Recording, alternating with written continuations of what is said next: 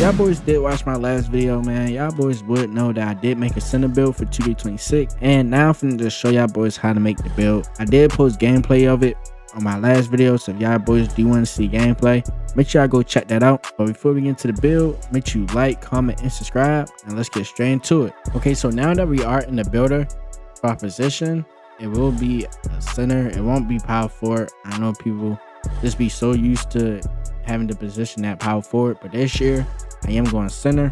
Now for the height, I did go 7'1", but I'm finna explain my thought process behind why I went 7'1".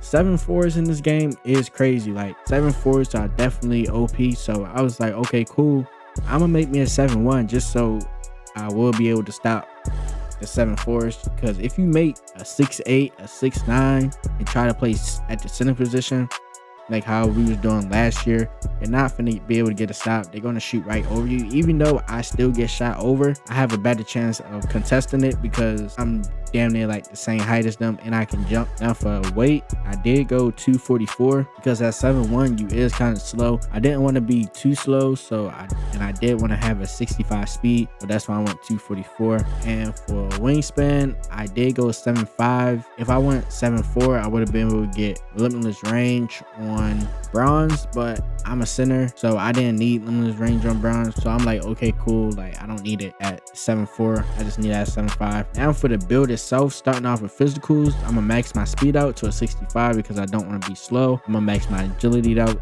to a 52. Now my strength, I did have it at an 87. This is like a sweet spot for right now because I can always upgrade it with cap breakers, so that's why it's at an 87. And my vertical is at a 78. I didn't feel like I needed to max it out. So for my finishing, it is crazy. We do have a 70 driving layup, then we do have an 81 driving dunk, we have a 75 standing dunk, then we have a 72 post control. Now these are the finishing stats right here.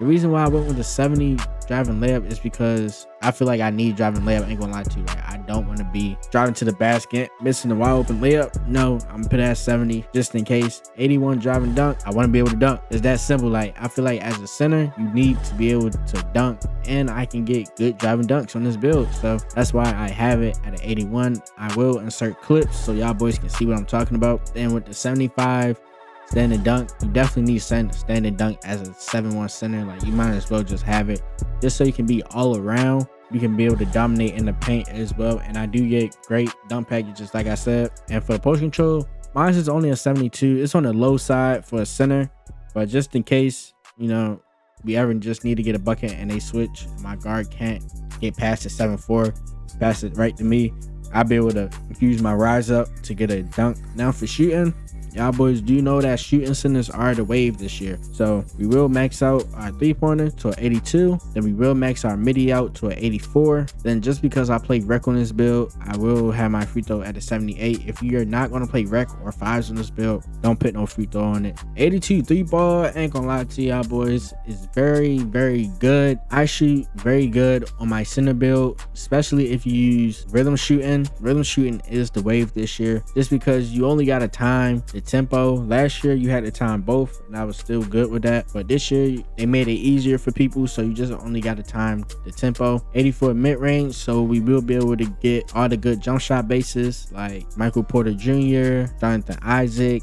and many more. Now for playmaking, we're at center, so we won't have a lot of playmaking, but for our pass act, we'll have it at 71. And not gonna lie, 71 pass act is very good on this build. You don't need a high pass act. If you want to, you can, but me personally, I don't feel like it's a reason for me to have a high pass act. Ain't gonna lie to y'all boys. Now coming to the defense, our interior defense, it will be a 90. Need that. Even though defense on this game, it is kind of garbage. Like you don't get stops on this game. I had it at a 90 just in case they ever patch it or anything like that. Our perimeter defense, we're gonna keep it at 40. Deals, we're gonna have that at a 63 just so we will be able to get interceptor on bronze. Then our block, I have it at an 86 because as a center you need defense. So you need interior defense and you need block. Like that's the two things you really need at center on defense. Then for rebounding, my offensive rebound, it will be a 90. Then my defensive rebound, it will be a 95. I didn't max it out all the way because I will be using cap breakers for that. So I just have it at 90 and 95. Trust me, I'm snagging crazy on this build. Like, I'm really a snagger on this build. I cannot hold y'all boys. Now to go over just like what badges I do get, starting with rebounding. I do get box out beast on Hall of Fame, rebound chaser gold. For interior defense, I get off ball pest on gold, paint patrol on silver, post lockdown on gold.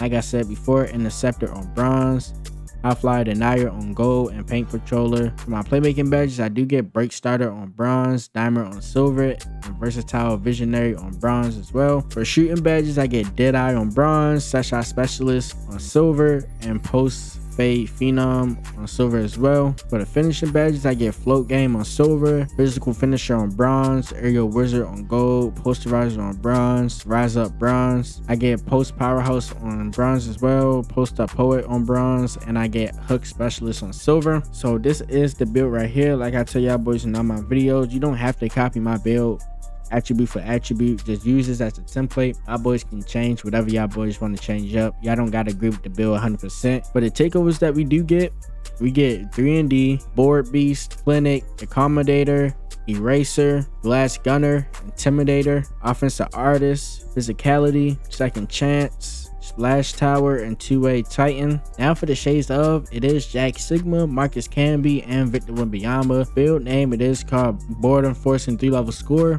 which is a great name just because we do got the high rebounding and we can score from everywhere on the court. We can dunk the ball, we can shoot the midi, and we can definitely shoot the threes very well in this build. Now I'm finna show y'all boys what jump shot I used and what animations I use in this build. So let's go. For my jump shot, I do have J.I. Jonathan Isaac. This is one of the best big man releases in the game.